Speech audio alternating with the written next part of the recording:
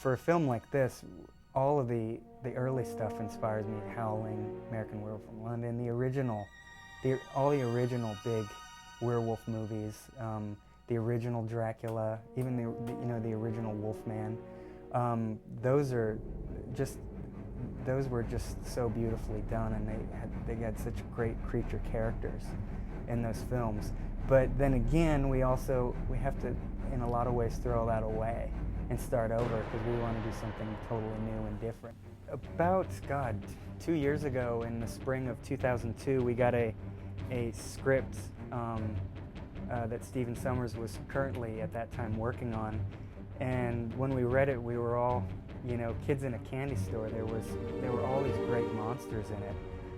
All in all, we ended up designing nine of the, I think, about 11 creatures in the film. Our department swelled up at one point to about 10 designers working on Van Helsing, just doing iterations of Hyde and different werewolves, and just kind of getting the ball rolling, the creative juices flowing for this movie. Kind of come up with an idea. The script might be a little generic in saying, it's a werewolf, or in Stephen Sommers' case, it's a badass werewolf. He loves that, and so we would be like, okay, werewolf. Oh God, we've seen so many werewolves. What do we do? And so you kind of sit at your desk, and we all try to keep separate at first, all the designers, so that we don't want one idea. We want 10 to show him a whole, to give him the range. So we come up with our own ideas of what a new, cool-looking werewolf would be, and once you get a concept in your head of what that might be, maybe I'll try a big, huge, giant, car-sized buffalo werewolf today, and I'll draw that up, and it gets put into the packet that gets sent to Stephen Sommers, and from there he'll start directing us. He might see something that he likes, or that's sort of the right flavor, and he'll start guiding us in. Dracula Hellbeast was a very cool project. Usually when Dracula changes into something, it's like a little 12-inch squeaky bat. And Stephen Sommers, he was very clear. He's like, yeah, that's not scary. It never scared me. And he's like, his original idea that was in that very first draft of the script was 15-foot bat. And so we're like, okay, we can do something like that, So the concept behind that one was, we tried to keep everything kind of in a demon realm. And then by using nature and reference of vampire bats and stuff like that, and using some of the webbing and sort of they have these elaborate noses, and they have this sort of ribbing and structure to them. We try to infuse some of that to make it feel real. So in the end, the concept with our Hellbeast was the king bat demon. We wanted to make him look regal, but yet still a beast, and keep him in the bat world. We did have a script kind of early on, and we knew that it kind of has to be more of a nighttime movie. Up until, recently, they couldn't come out during the day.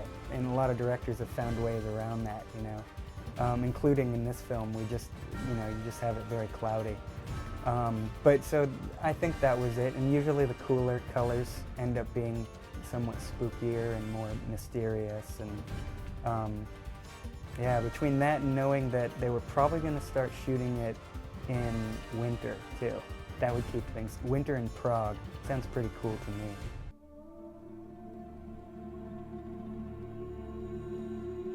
We did some really amazing work on the brides, and this is something that's unique. We haven't done anything similar to it before. And one of the reasons we did it was that the bride characters demanded a different look than some of the other characters.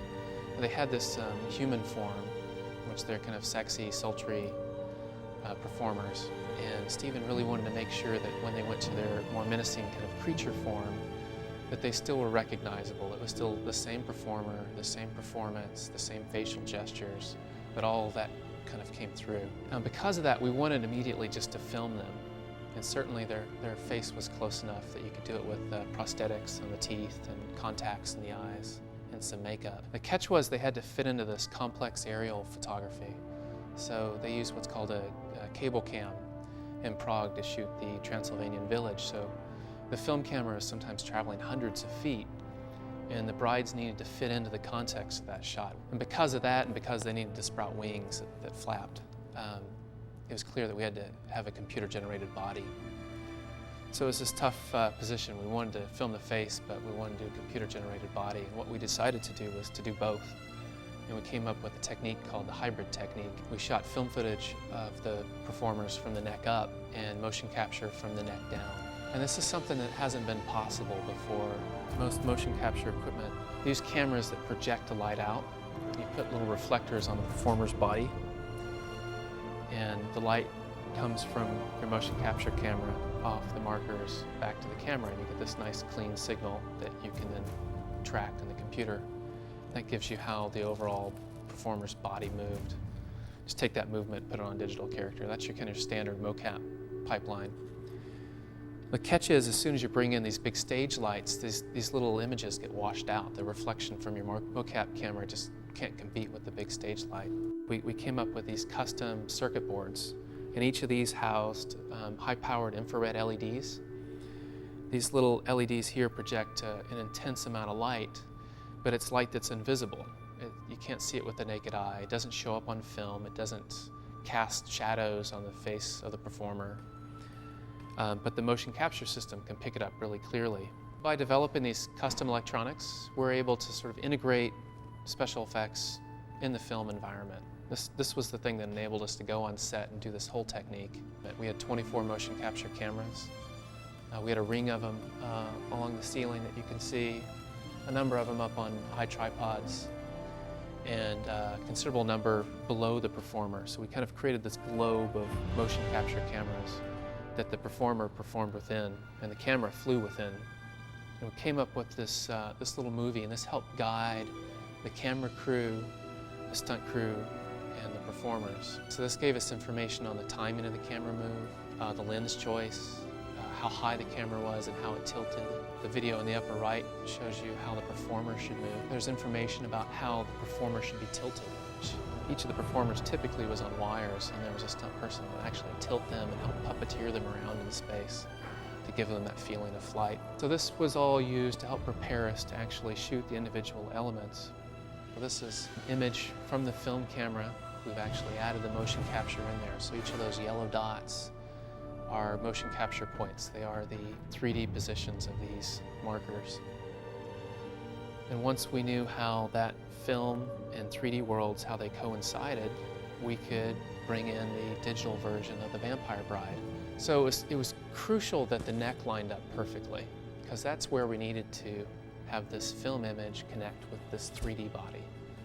So we came up with a set of tools that made sure that we could keep the head hooked on to the 3D body and yet manipulate it through space. We could grab that bride and fly her through the village. We could twist and turn the bride in relation to the original film plate. So what you see here, the white box is what we shot of the actress. That is what the film plate looked like. This is what would happen if you didn't have the head on one of these brides. And then when we attach the 2D head on there, you get something that's much more believable. And since the audience is really staring at her face most of the time, her head and hair are real, and her body's reacting to what her face is doing, because those performances happened at the same time. So even though her body's digital, it's the same one complete performance that in this case Josie Moran did. I'm extremely happy with what we did on Van Helsing in terms of motion capture. It's breakthrough technology. We've helped integrate motion capture into a live action environment. This gives Steven the ability to direct a real performer and yet know exactly what that digital body is going to do at the same time.